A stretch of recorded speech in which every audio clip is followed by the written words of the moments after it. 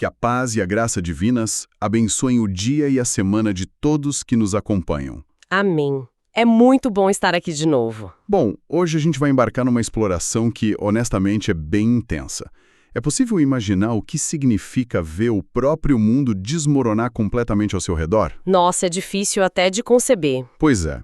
E aí, no meio desses escombros, ainda pegando fogo, a pessoa pega um contrato irrevogável, um contrato assinado pelo próprio Criador do Universo, aponta o dedo para os céus e diz: o Senhor quebrou a promessa. É pesado. Demais. É uma energia brutal, quase escandalosa, que a gente vai investigar nesse nosso mergulho de hoje. O foco recai sobre o Salmo 89 e, é um texto que carrega uma tensão teológica tão pesada que assim chega a faltar o ar. Sem dúvida. O que é fascinante aqui é como este salmo funciona como um verdadeiro tratado, sabe? Um tratado magistral sobre a crise de fé. É o ponto exato onde aquela teologia cristalina de uma sala de aula colide a 200 km por hora com a brutalidade da vida real. Exatamente. A vida real não perdoa, né? Não mesmo. Não há espaço para respostas fáceis ou, clichês religiosos nesse salmo. O texto obriga a fé e a tragédia a sentarem na mesma mesa e se encararem frente a frente. E antes da gente entrar nos pormenores, é fundamental entender de onde vem esse grito de socorro. Os registros históricos nos mostram que o autor Etan, o Ezraíta, ele não era um leigo qualquer que simplesmente ficou chateado. De jeito nenhum, ele era um erudito. Sim, um levita, um músico, um homem reconhecido por uma sabedoria formidável. Ele atuou ali perto daquele período de ouro de Salomão. Mas o cenário que o texto pinta é extremamente sombrio. A nação sofreu um trauma indescritível. Um colapso total. Os estudiosos até divergem um pouco sobre o momento exato. Alguns dizem que o gatilho foi a invasão devastadora do faraó Sisaque, logo após a morte de Salomão.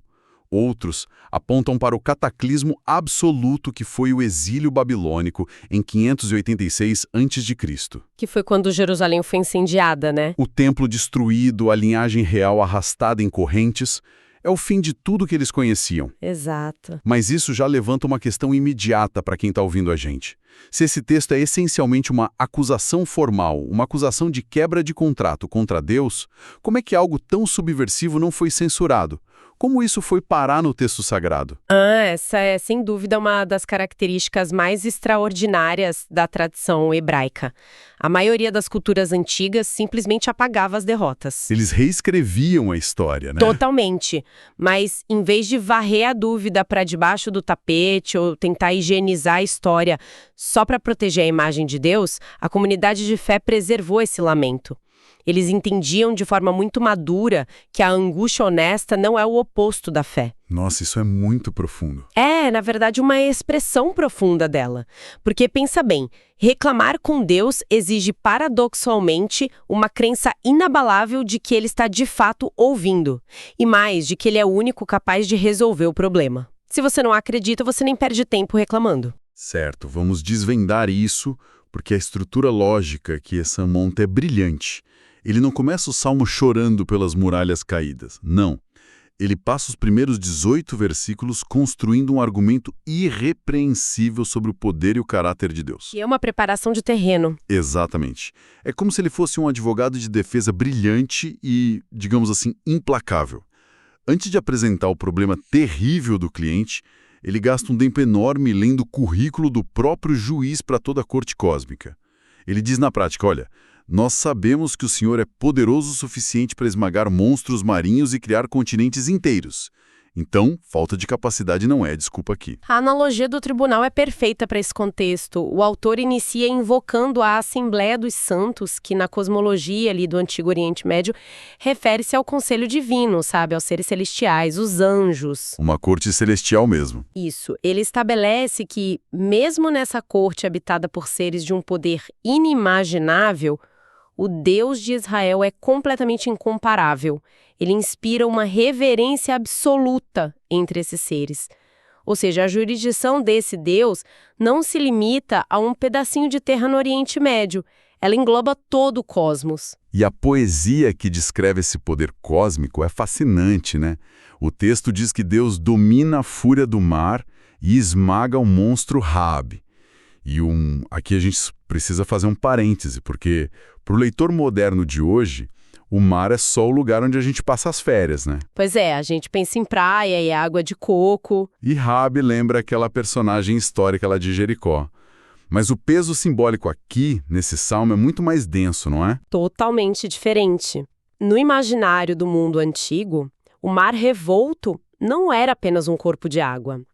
Era o símbolo definitivo do caos primordial. Era a representação máxima daquilo que não pode ser domesticado, que não pode ser controlado pelo ser humano. Aquilo que traz destruição. Exato. E Raabe, nesse contexto poético, era o nome de uma serpente marinha mitológica, uma representação bestial dessas forças do caos. O que a poesia hebraica faz aqui é genial. Ela se apropria dessa imagem mitológica e a sobrepõe a uma realidade histórica concreta, que era o Império do Egito.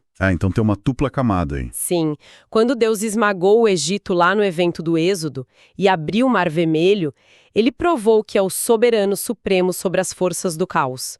Tanto as forças mitológicas quanto as políticas. Ele trata o caos incontrolável como se fosse uma mera poça d'água. E não para por aí, na destruição do caos. O Salmo transita logo em seguida para a beleza da criação. Ele personifica o Monte Tabor e o Monte Hermon, que são, assim, montanhas de uma presença física imponente, e os descreve exultando de alegria. Como se a natureza cantasse. Exato. É como se a própria geografia prestasse continência a Deus. Mas o que coroa essa primeira seção não é apenas o poder bruto, porque poder bruto por si só é assustador. O autor crava que a base do trono divino é a justiça e o direito, e que a graça e a verdade são os arautos que andam na frente de Deus. Então é um poder absoluto, sim, mas um poder exercido com uma moralidade perfeita. Exatamente. Porque poder sem moralidade é apenas tirania, né? E Deus não é um tirano. Ao estabelecer que Deus é infinitamente poderoso e perfeitamente justo, Etão fecha a armadilha retórica dele. A armadilha do advogado. Isso. Se o universo é governado por um ser que não sofre de fraqueza e não sofre de corrupção moral, então por que o mundo está em chamas? Porque o povo de Deus está sendo massacrado. É isso que prepara o palco para a segunda sessão do Salmo, ali a partir do versículo 19. A lente diminui do cosmos para a história humana. A discussão passa a ser qual foi exatamente o acordo firmado entre Deus e Davi. E aí a gente entra no cerne da questão, que é a aliança davídica. Segundo os registros lá do livro de 2 Samuel, no capítulo 7, Deus faz uma promessa que é tipo aterradora, de tão grande através do profeta Natã. Ele escolhe Davi, que era um jovem de origens bem humildes, e declara uma relação de filiação. Deus diz literalmente que Davi será o seu primogênito. É uma palavra muito forte. Muito forte.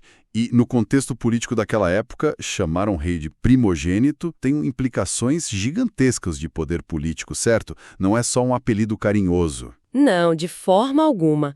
O conceito de primogênito no Antigo Oriente não ficava restrito à ordem biológica de quem nasceu primeiro numa família.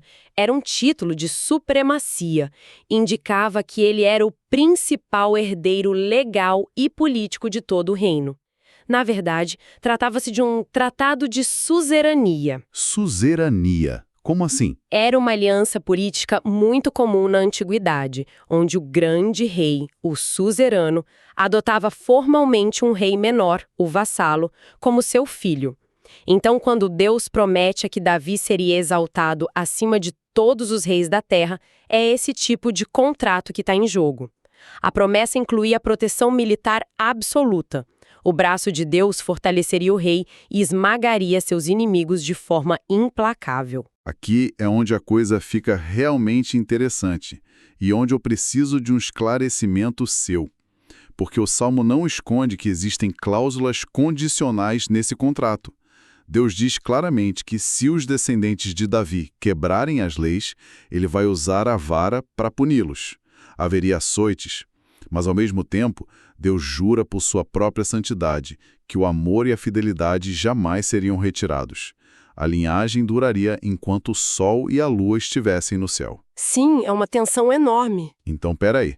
Se Deus está ativamente esmagando o rei com uma vara de ferro por causa de seus pecados, como é que isso é diferente de Deus simplesmente abandonar a aliança? Porque, convenhamos, para quem está apanhando, para quem está sendo esmagado, a punição severa e o abandono definitivo têm exatamente a mesma cara. Como é possível reconciliar isso na prática? Pois é, essa é a grande ferida aberta do Salmo. A teologia da aliança fazia uma distinção cirúrgica, muito teórica, entre a disciplina de um pai e a rejeição final. Tipo, um pai pode disciplinar severamente um filho rebelde para corrigir o caminho dele, sem jamais retirar o sobrenome daquele filho ou deserdá-lo da família. Entendi. A punição não anula o parentesco. Exato. A promessa incondicional era de que o trono e a dinastia nunca seriam extintos de vez, mesmo que uma geração específica, um rei específico, sofresse punições terríveis. O problema, e a genialidade da pergunta de Etan, é puramente prático, epistemológico mesmo, no meio do fogo cruzado, quem é que consegue ver a diferença? Exato. Se a pessoa perdeu a casa, perdeu a família, a cidade inteira foi saqueada, e o rei está sendo humilhado em praça pública, a distinção teológica entre disciplina amorosa e abandono cósmico parece uma piada de mau gosto para quem está sofrendo. E é exatamente isso que nos joga de forma violenta contra o muro da terceira sessão do Salmo. Aquela música grandiosa de louvor lá do começo para subitamente. É como se alguém tivesse arrancado a agulha do disco da vitrola. Faz aquele barulho arranhado, sabe? Sim. A quebra de expectativa é assustadora. Então olha para os escombros e lança a acusação direta. Ele fala, tu, porém, o repudiaste e o rejeitaste. Te indignaste com o teu ungido. Quebraste a aliança com o teu servo. Profanaste a sua coroa, jogando-a no pó. É de uma franqueza que até choca a gente ler hoje. Se conectarmos isso ao quadro geral da cosmovisão israelita, a gente percebe que a perplexidade do autor não é só o choro de um patriota que perdeu a sua pátria. É o colapso do próprio universo moral dele. As muralhas da cidade em ruínas não significavam apenas que a engenharia falhou ou que a alvenaria caiu. Significavam que o escudo protetor do próprio Deus havia falhado. É uma crise teológica, não só militar. Com certeza.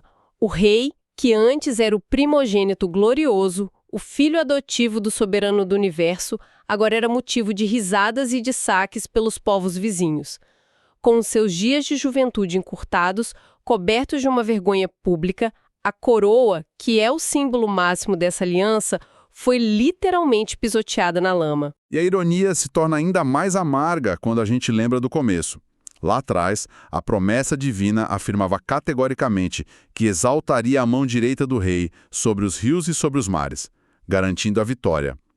Mas, diante da tragédia, Etan constata o oposto absoluto. Ele diz, exaltaste a mão direita dos seus adversários. É o cúmulo da traição aparente. É o avesso da promessa. É como se o comandante supremo não apenas tivesse abandonado suas próprias tropas, mas tivesse ativamente mudado de lado no meio do campo de batalha e entregado as armas nas mãos do inimigo. E é aí que o abismo se abre sob os pés deles. Porque se a promessa era eterna como o sol, e o trono foi derrubado de forma tão violenta, então o sol, teologicamente falando, se apagou. O questionamento não era só tipo, por que nós perdemos essa guerra? A pergunta que pairava no ar era, Deus é mentiroso? E essa é a pergunta mais perigosa que alguém pode fazer na antiguidade. Se a resposta for sim, acabou tudo. Exatamente. Se a palavra de Deus pode falhar de uma maneira tão espetacular no cenário histórico, então toda a fundação da realidade entra em colapso. Aquela mesma realidade onde a justiça e o direito formam o trono de Deus desmorona. É literalmente o apocalipse do sentido. Não faz mais sentido existir. Com um cenário desse nível de aniquilação moral, psicológica e física, a transição para a quarta e última parte do Salmo é o clímax inevitável. Diante desse aparente silêncio ensurdecedor de Deus, o que sobra para fazer?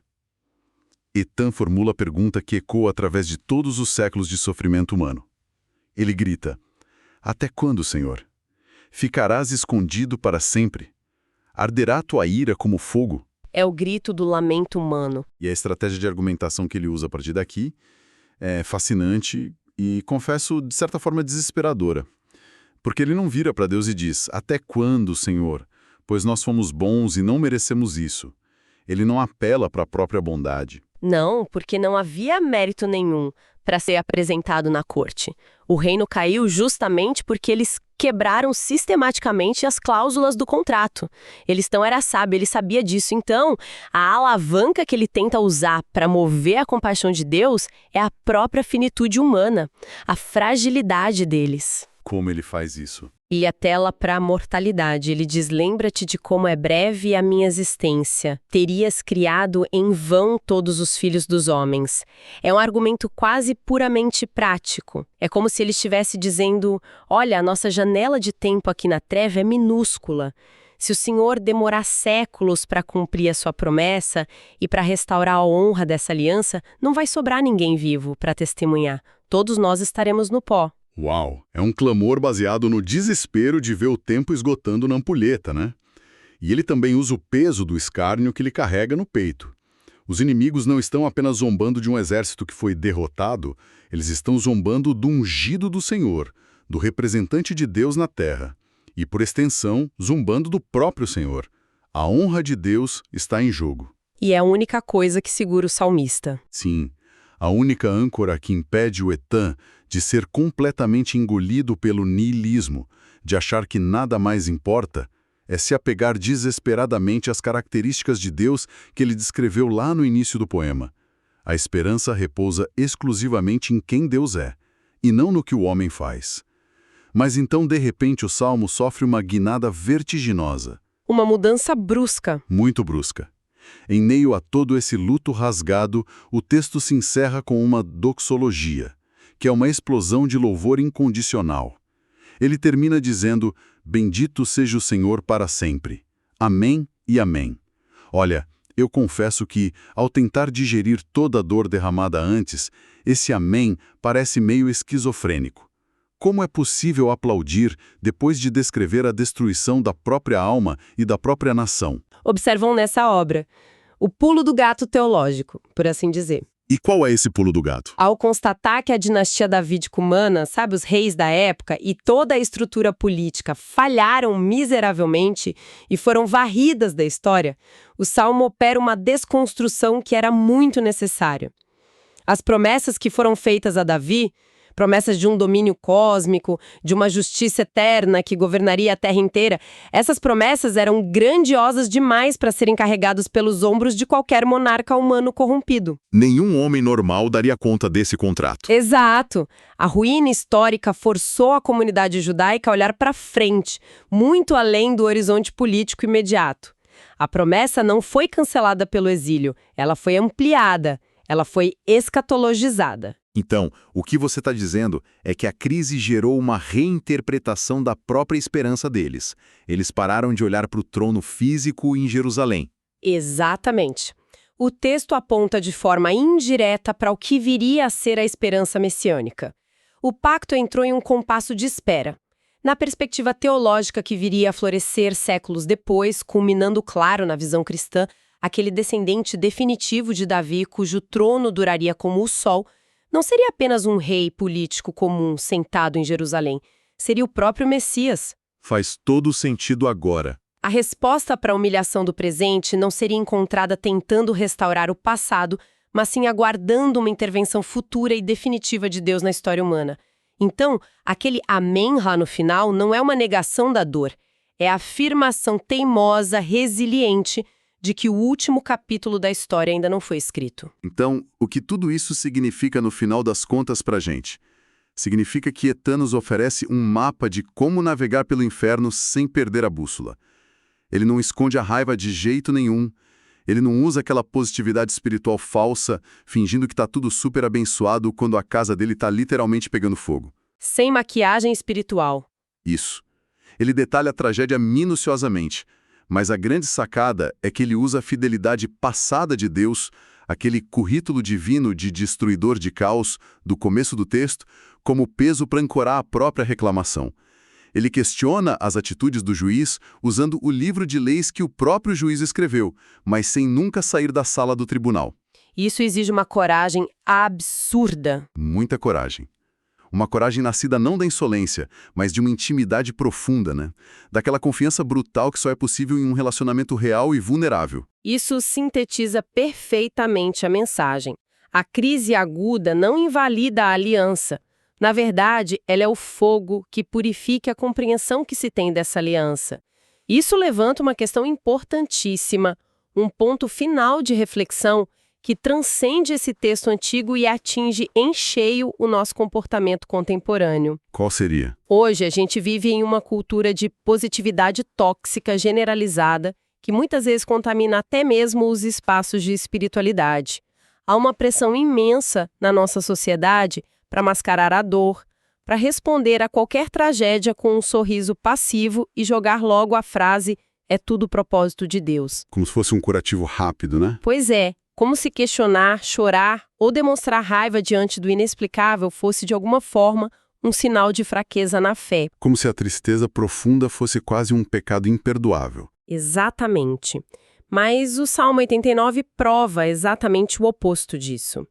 A própria psicologia moderna reconhece hoje que a capacidade de expressar angústia e indignação de forma clara é um dos maiores mecanismos de construção de resiliência. E espiritualmente falando, a tradição hebraica antiga nos mostra que lutar com Deus, apresentar as incoerências da vida diante dele e até exigir respostas não é falta de fé. É o contrário. É o completo oposto. É a prova definitiva de que se acredita que a relação é forte o suficiente para suportar a verdade nua e crua. A fé verdadeira, a fé que a gente vê no Etam, é robusta, é musculosa. Ela tem espaço para o grito dilacerante e para a escuridão, porque sabe que o silêncio também é uma forma de comunicação dentro de uma aliança inquebrável. Nossa, que pensamento poderoso para se carregar. A fé que sobrevive à tempestade não é aquela que ignora os raios, mas sim a que sabe com quem está presa dentro do barco. É um lembrete profundo de que a nossa honestidade bruta nunca é uma ameaça para o Deus que formou todo o cosmos. E bom, nós agradecemos imensamente a todos que dedicaram esse tempo para mergulhar nessa nossa exploração de hoje. Foi um privilégio. Mas atenção, o nosso percurso não se encerra por aqui. Fica agora um convite muito especial a cada um que nos acompanha. Mantenham a sintonia e continuem em comunhão. A seguir, o áudio vai continuar com um belíssimo louvor, baseado inteiramente nas palavras e no espírito desse Salmo 89. Que seja um momento de profunda devoção a Deus para vocês, permitindo que a música solidifique essas verdades intensas que a gente acabou de discutir. Que a inabalável fidelidade divina seja o escudo sobre o dia e a semana de cada um. Fique agora com o louvor. Cantarei para sempre as misericórdias do Senhor.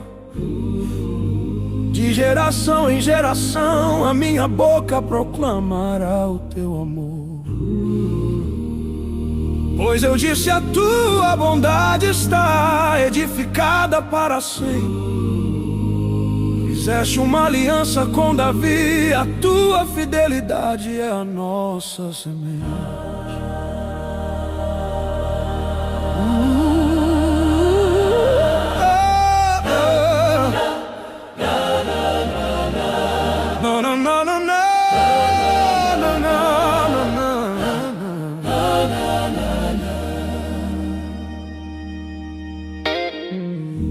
Os céus celebram as tuas maravilhas, ó Deus de poder.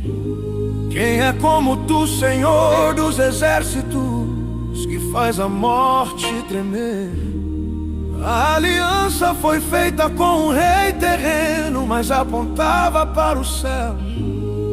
Para o cristão a promessa não morreu, ela se cumpriu no Filho de Deus. O seu trono é como o sol, firmado para sempre na luz. A semente de Davi tem nome, e o seu nome é Jesus. A justiça e o direito são o A graça e a verdade andam diante do teu rosto e não abandono. Bem-aventurado o povo que conhece o som da alegria, que anda na luz da tua face de noite e de dia. Em teu nome eles se alegram e na tua justiça são exaltados, porque tu és a glória da nossa força e fomos justificados.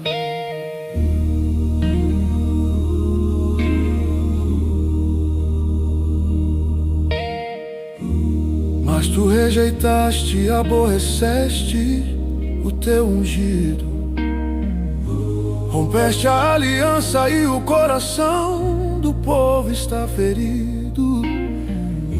Lançaste a sua coroa por terra, profanaste o seu altar, arruinaste as suas muralhas e o inimigo veio zombar. Na vida do cristão também chega o dia do luto profundo, quando a promessa parece morta e a fé desaba no mundo. Até quando, Senhor, te esconderás para sempre? Arderá a tua ira como fogo, queimando a nossa semente. Lembra-te de como são breves os meus dias. A coroa caiu por terra, Não foi o fim da poesia. a cruz venceu a guerra. A coroa de ouro que caiu na poeira da dor Virou a coroa de espinhos na cabeça do Salvador. O trono de Davi parecia vazio e quebrado na terra, mas Cristo sentou à direita de Deus e consumou a nossa espera. A aliança não foi desfeita, a aliança foi cravada na cruz. As misericórdias do Senhor se renovam na face de Jesus. A coroa foi levantada, o Rei da Glória triunfou. O mistério do Salmo 89, a morte enfim revelou. Bendito seja o Senhor para sempre.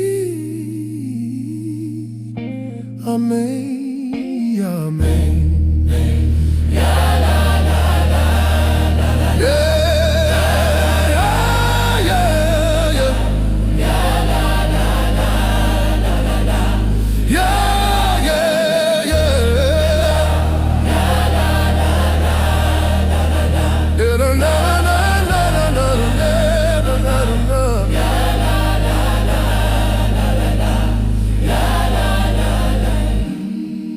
Cantarei para sempre A tua fidelidade.